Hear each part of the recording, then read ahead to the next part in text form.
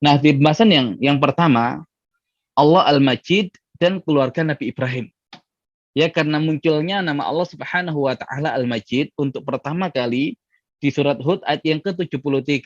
Konteksnya adalah tentang busyra dari para malaikat yang diberikan kepada Ibrahim, yang diberikan kepada Sarah akan kelahiran anak laki-laki bagi mereka, yaitu Ishak, yang di sini Allah Subhanahu wa taala kemudian memunculkan nama Al-Majid. Allah Subhanahu wa taala berfirman menceritakan tentang perkataan para malaikat. Qalu ata'jabina min amrillah. Dan ini adalah ketika para malaikat sedang dialog dengan Sarah. Maka malaikat mengatakan, "Mengapa engkau merasa heran tentang ketetapan Allah Subhanahu wa taala? Rahmatullahi wa barakatuhu alaikum ahlal bait." Itu adalah rahmat dan berkah Allah yang dicurahkan kepada kalian, wahai ahlul bait. Innahu hamidum majid. Sesungguhnya dia Allah Subhanahu wa taala Hamid, yang maha terpuji, Majid, yang maha mulia. Di konteks inilah Allah Subhanahu wa taala memunculkan nama Al-Majid, dan Allah Subhanahu wa taala sandingkan dengan nama Allah Subhanahu wa taala Al-Hamid. Ada apa dengan dua nama itu? Dan kenapa Allah Subhanahu wa taala munculkan yang demikian ini dalam pembahasan kisah keluarga Nabi Ibrahim dan Sarah, serta busyra malaikat akan lahirnya anak bagi keduanya, yaitu Nabi Ishak alaihissalam. Allah Subhanahu wa taala Al-Hamid, ya dahulu sudah kita bahas, di mana Hamid bisa maknanya adalah Allah Subhanahu wa taala Al-Hamid. Allah Subhanahu wa taala yang maha memuji. Siapa yang dipuji? Allah memuji dirinya sesuai dengan hak dan ketinggian Allah Subhanahu wa taala. Bisa juga Hamid artinya adalah Al-Mahmud. Allah Subhanahu wa taala yang maha terpuji, yang dipuji oleh hamba-hambanya. Bahkan pujian bagi Allah Subhanahu wa taala adalah pujian yang bersifat sempurna dan tidak terikat dengan waktu. Maka Allah Subhanahu wa taala Al-Hamid berkaitan dengan Allah Subhanahu wa taala yang maha memuji dan yang maha terpuji. Kenapa Allah Subhanahu wa taala maha memuji akan kemuliaannya, maha terpuji yang dipuji oleh makhluk-makhluknya? Karena kesempurnaan zatnya Allah, karena curahan pemberian yang sangat luar biasa banyaknya dari Allah Subhanahu wa taala. Dan ada korelasi yang kuat sebetulnya antara Al-Hamid ya dengan Al-Majid. Ada sifat-sifat yang baik.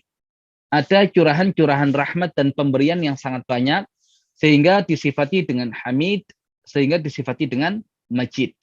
Namun ada satu yang kemudian menjadi titik tekan dari Majid adalah penekanan dari sisi kemuliaan secara zat yang kalau dikaitkan dengan makhluk adalah kemuliaan secara nasab. Ya, walaupun Allah Subhanahu wa taala jelas tidak memiliki nasab seperti para makhluk, ya, tapi berkaitan dengan yang demikian, maka seakan zatnya Allah Subhanahu wa taala adalah zat yang sempurna, zat yang mulia, sehingga Allah Subhanahu wa taala menamakan dan mensifati dirinya dengan Al-Majid. Dan kalau kemudian kita melihat Allah Subhanahu wa taala Hamid, Allah Subhanahu wa taala yang maha memuji. Allah memuji dirinya. Juga Allah Subhanahu wa taala memuji hamba-hambanya yang luar biasa. Siapa saja hamba-hambanya yang Allah puji?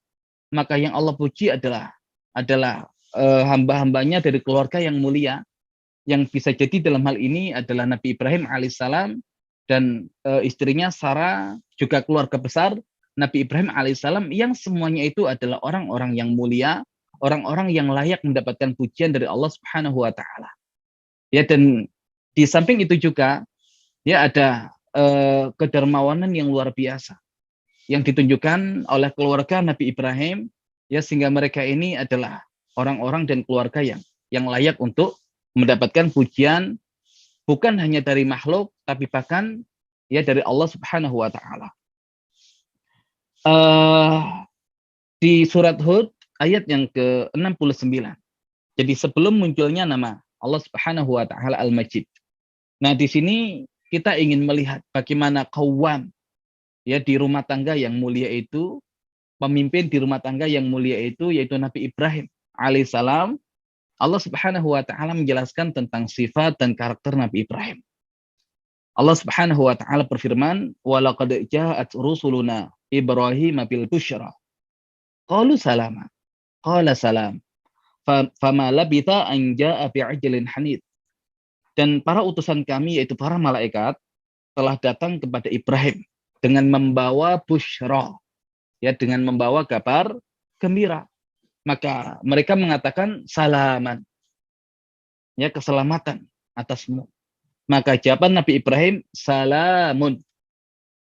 Dan kita tahu antara salaman yang mansub dengan salamun yang marfu' adalah lebih baik salamun. Malaikat mengucapkan salaman kepada Nabi Ibrahim, tapi jawaban Nabi Ibrahim ya lebih baik dibandingkan salam yang diucapkan oleh para malaikat, yaitu dengan salamun.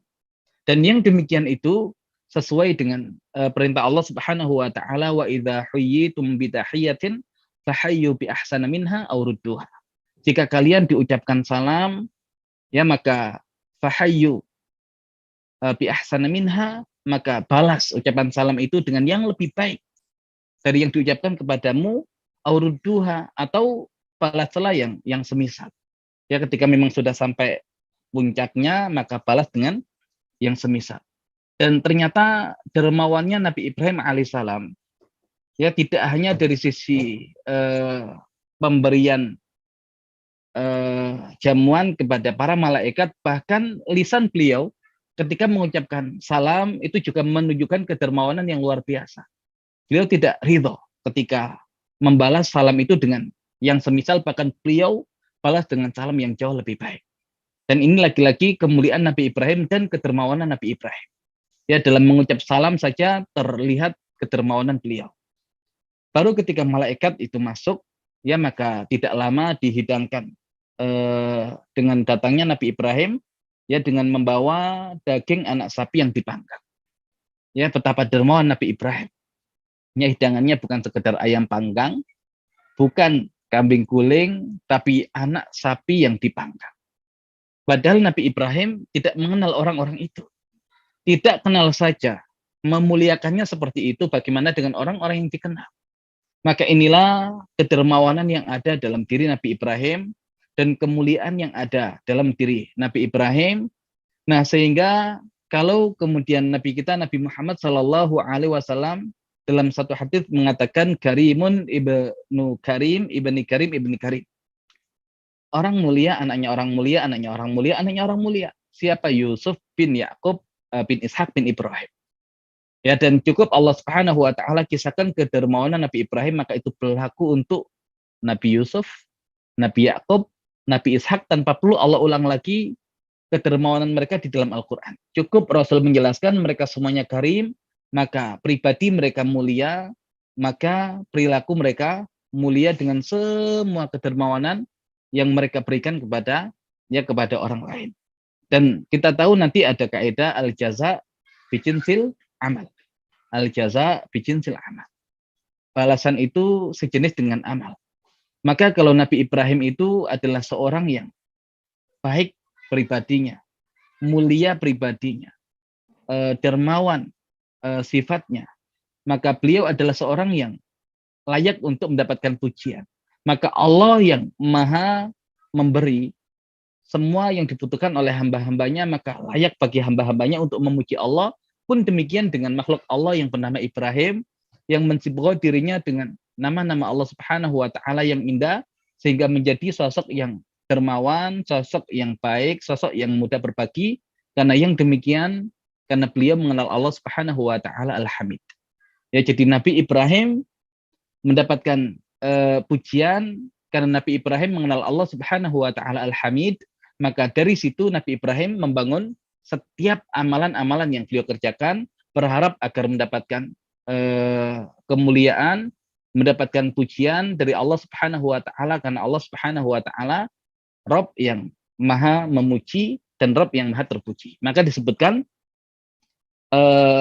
innahu hamid.